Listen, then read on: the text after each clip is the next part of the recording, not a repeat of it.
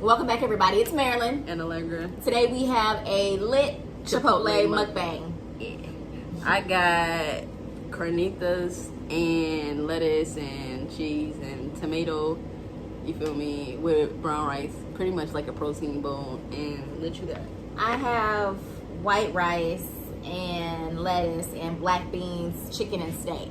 Yeah. So usually and one of us started eating already, but we ain't gonna talk about it. You can't even tell. So anyway, usually I do pinto beans, but they accidentally put black beans on it the last time, and I was like, oh, it's actually pretty good. So now I'm doing black beans. Yeah. Yeah. So today we're gonna talk about love languages, right? Yeah. Yeah. Okay, so basically we want to talk about like what we know about love languages, which is basically like I think during quarantine that was the first time we really like started to look into it. Started looking into it because it was everywhere, and I guess there's like 5 major or like general love languages. I'm sure there could be more. So there's physical touch, there's words of affirmation, gifts. Giving your gifts, acts of service, and quality time. Yeah, quality time. I always almost get quality time. Yeah. So at the time and everything, at the time we had said like definitely your love language was physical touch, and mine was acts of service, like just off the bat. Yeah. Because obvious reasons, and. I think like we were like, oh, that's cool. It's like kind of good to know, whatever. But we didn't like take it any further than that. But subconsciously, I think we like, we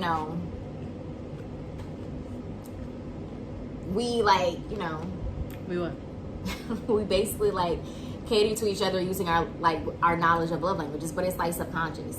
Yeah, because it wasn't put into like a category or anything. It was just us loving each other, but we didn't think about like it being a love language. It was just something that we kind of like noticed about each other, noticed what each other like now. You know what I mean? Went ahead with that. So, but to find out that there were love languages, that was like I didn't know anything about that. But when I read it, I was like, makes sense. Yeah, it made perfect sense, and I was like, that's interesting. And as soon as I read it, the first thing I said was hers was acts of service. As soon as I read it, I was like, yep, that's her all day. Because it's not like, but I feel like, I think initially I was kind of offended, but then I was like, okay, that's not, like, obviously it's not like I need people to do things for me. It's more of like, for me, when you do things for me, it really just, I don't know, like it. Yeah, because you're so used to doing everything for yourself. That's why. And like you don't need anybody, so like to have somebody there and to like feel like you can count on that person to pick up half of your slack, like for you, that's a good thing. So. Exactly what she said. So sometimes your partner knows more about you than you really can verbalize. So yeah, that's one of the things obviously that I love about her. So yeah. Cool. And then physical touch is like obvious because I think Allegra really likes to keep physical contact. It's not necessarily like hand holding or possessiveness, but it's definitely more of like, I like that you're for me, basically, in her words. Are you talking about sex, or are you just talking about? No, I'm talking about just period, like the touches, the kisses, like the foreplay, not just sex, but of course that too.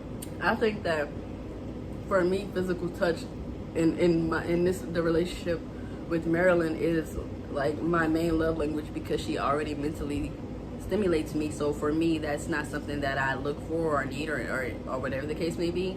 So it's like, yeah, I go straight to physical touch because that's a given, like for us in our relationship, at least for me, like I don't have to say that. Like our conversation already does that for me, you know what I mean? So definitely physical touch is number 1 for me. So do you think like your love language has changed since you've been with me? Like you think it was different with somebody else? Yeah. Like you don't feel like it's something that you just have as a person and like that's what you look for? You feel like it changes over time, or you feel like with different people your love language is gonna be different? I think with different people your love language could be different. I mean, that's my opinion. In past relationships, I wasn't affectionate, and like I didn't like need physical touch, and I didn't do those things. I told you that. But like in our relationship, like getting into a relationship with you, I'm so physically attracted to you that I just want to touch you all the time. And in other relationships, that wasn't the case necessarily. Like it wasn't like a you know what I mean, kind of thing. And I told you that. Like, but I feel like then your love language could have still been physical touch, but maybe you just weren't able to express it. And so maybe being with me just lets you actually explore bring it out that of me. I mean, that could be it. And it lets you explore that option. I'll go with that. Well, yeah, I'll go with that. Yeah, pretty much. Yeah. Yeah. But I do think that love languages, you can get more, like you said, like you can have a primary love language, subsets, you know, or you just may, as you learn more about yourself, you definitely like you could change your love language. Yeah. Now I can express that. Right. Like openly, as open as I want to. You know, so yeah. Right. So, the other thing I think is really cool about just learning more about, you know, how people communicate and like how they see the world, which I think love language is a part of that, is like you start to realize ways where you can do better.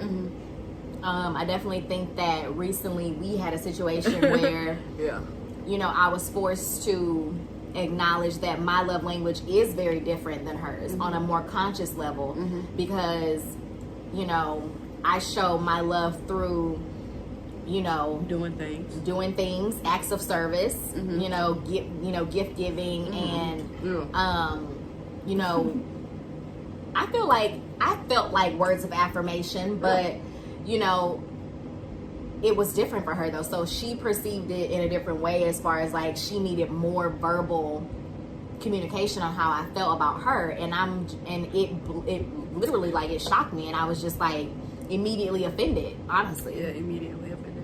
Confused, but like offended, you know? She was super offended. Because she reacted that way, I still knew that I had to keep open communication. You know what I mean? Like no matter how much I wanted to like shut down and go into like this, you know, thing of not talking to her or whatever the case may be, because I was upset that she reacted the way that she did, I knew that I still had to keep that open communication, because she might have had questions. She might have wanted to know exactly what I meant, you know, and clearly she didn't understand where I was coming from. So no matter like through the process of her processing what I said, I had to be open to her questions. Right. And I think that's a part of communication that sometimes gets lost. People always say good communication, but you also have to understand that you can communicate and the reaction that you get is not going to be exactly what you want, but that doesn't mean you don't keep doing it, you know? And I had to see her point of view too, was like, okay, I'm coming to her when I normally would shut down and just maybe internalize what I'm feeling instead of coming to talk to you about it. And all you can see is that my face is just like, what are you like? What the fuck? Yeah, pretty much. You know?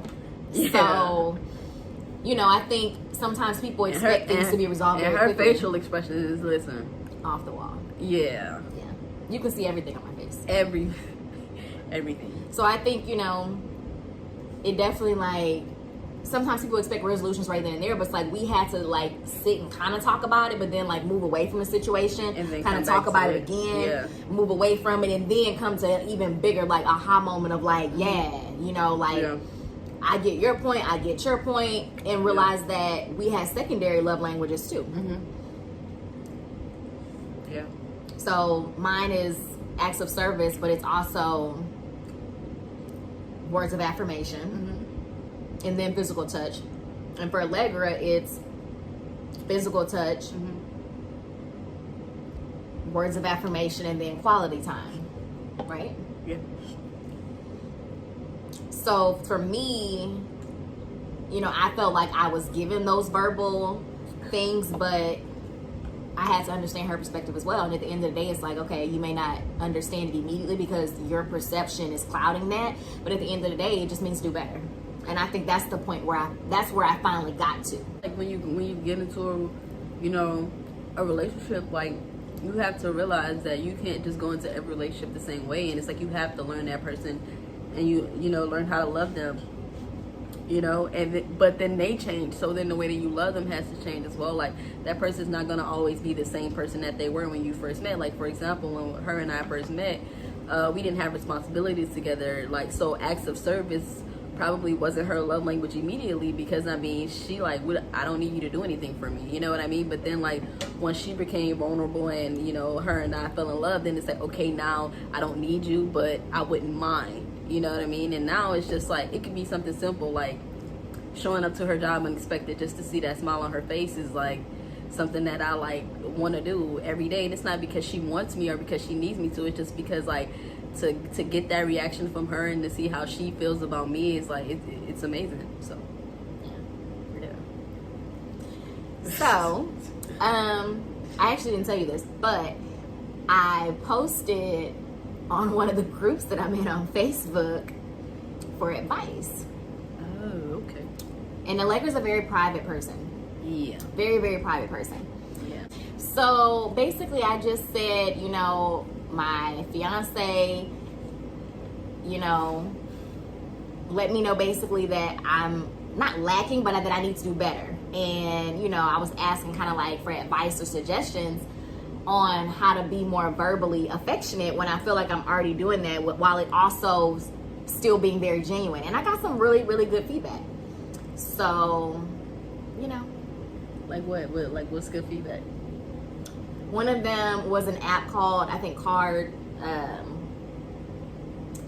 it's like Card something. We don't need to know the name. What did they say? Just creative, different things to do that you would normally think of, to like different questions to start probing a little bit deeper, basically. Mm-hmm. Like things that you might not immediately think of. And I was like, you know, we have pretty good conversations about everything, but why not? It could be something that could be really juicy, right? You know, and really get us to another level of understanding. Mm-hmm. Other ones were, you know, even just the validation of that there were other people out there like me. So I was like, you know, I'm a very logical person. So for me, I need to ask exactly what you mean by that. Like, what do you mean by that exactly? Like, how am I not doing this? Because when I did this, I thought I was doing. So I have to have it laid out for me. Right. And I even sympathized with Sheldon on The Big Bang Theory, because I was like, how after he got married to Amy, he was scheduling sex, you know? Mm-hmm. And I was like, I would never do that, because like on a conscious level, I would never do that. But I got where he was coming from, where it's like, okay,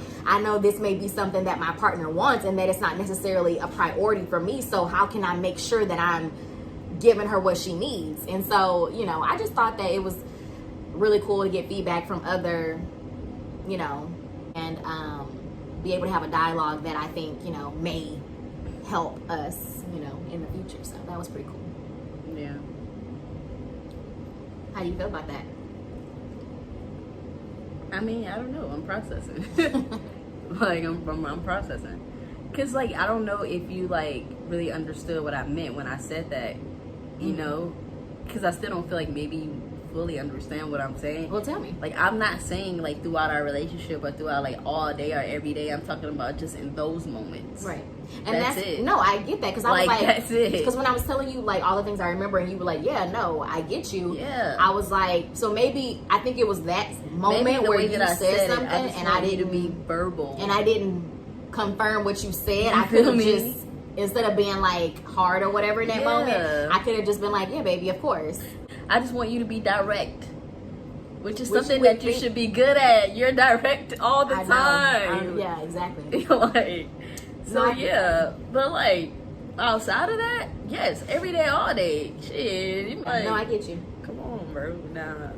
But I think it's always good to get other people's feedback, because like for me, sometimes I can overthink things, and so, you know what I mean, and like go into like this like over like all day, and then it's like I call, you know, one of my friends or whatever, and she just like, she's my second voice. She's like, bro, no, it's not that. Like, she calms me down, and she gives me a different perspective, you know, that I probably wouldn't have gotten from you, because she's outside looking in, you know, and her judgment isn't clouded, or whatever the case may be, or her advice isn't clouded. I wouldn't call it judgment. So it's like to call her and be able to like ask her those things, and like her feedback is always so positive, and I'm like, bro, you're right. And then I come to you, and instead of like it coming from me the way that I think, I'm like, okay, Allegra, take a second back, think of it from a different perspective, like you and your bro talked about. And I come at her like this, and so when I come at you, I'm coming at you positive to try to figure out like exactly what you mean, or whatever the case may be, so I don't assume, or you know, whatever. So it's always good to get that, you know, that outside look. I just don't know if I like the fact that it was somebody that we don't know. Mm-hmm. But I mean, other than that, Well, and then we don't know. They don't know me, so what? I say YouTuber people we don't know. Yeah, but this is our people now, though. Like, comment, and subscribe. You feel me? This is family now. True. They're gonna know Yeah, things. yeah. So yeah. And you know, I was told the news with you guys as well. Like, could have prepared me a little bit. You know, just sprung it on me. But I mean, well, I didn't think you would be mad. I'm not mad about it at all. So that's why I was like, it'll be fine. Yeah, I'm not mad about it. I'm just a little shocked. That's it. But it's funny. One of the people were like, maybe you should show her this post, and that'll maybe get her to understand that like you really are trying. I'm like, I don't think it's that she don't think that. Yeah, because see, that's what I'm saying. That's what I said, like, I when you do it. that, like, yeah, I really overthink like. Boy, like I went like from 8. I went like from shot like, an okay. air ball. Yeah, I was like, oh my god, like I really was like. That's why my face was like that because I was layup. like, You right there underneath the goal. Nobody's around you. You right there. It's a layup. You not. Come on, man. Like you supposed to know. Yeah. Like what's, bro? Yeah. Stop. Yeah. No. Shit. You know. 98%, bro. I just want us back to 100. It never go past that. Mm-hmm. Played. You was really like in your head. I like overthink shit. I mean, I be really like in your head. But the fact that I came to you to talk to you about that and communicated that to you when it was kind of like a tough, you know, subject for me means that you weren't there. I would never like communicate that late in the game with you. You know what I mean? Like as soon as I felt it, I told you. Mm-hmm. Like it wasn't like days, weeks. No, it was like I feel this way. I want to communicate. Right. You know what I mean? Because I also, like you told me, need you to talk me off the ledge sometimes. Right. But then I talked you on to one when I never attempted to get on one. Yeah. Come on, man. You can't be showing them all I love and all that. Anyway, so This Chipotle is not as good as it was the last time, so that's why I pretty much copied off of her, right? She was like, yeah, I think black beans are healthier for you, and I was like, shoot, let me try it with black beans, right? Nah, I'm gonna stick to what I know next you don't time. like the black bean? Not with this. Maybe like with steak and chicken, but like with carnitas, no. Yeah. Yeah, and like I pencil beans would have been a lot better. Yeah. It's unfortunate. Taking your advice. I didn't give you no advice. I told you that's what I was gonna do. You shouldn't have piggybacked. Anyway, I think that's all we wanted to say, right? On communication and love languages. I mean, we were talking about love languages, but communication goes in the same boat, if you ask me. Communication is all up and through everything. It's all up and through. Man. But yeah, that's all we had to say. You know, like, comment, subscribe to our YouTube channel. So, Yeah. See you next time. She loves saying that shit. I do. See you next time. Okay. She later gators. That's the shit. She said cool beans. Okay, you know what? Okay. I'm just playing. See you guys later.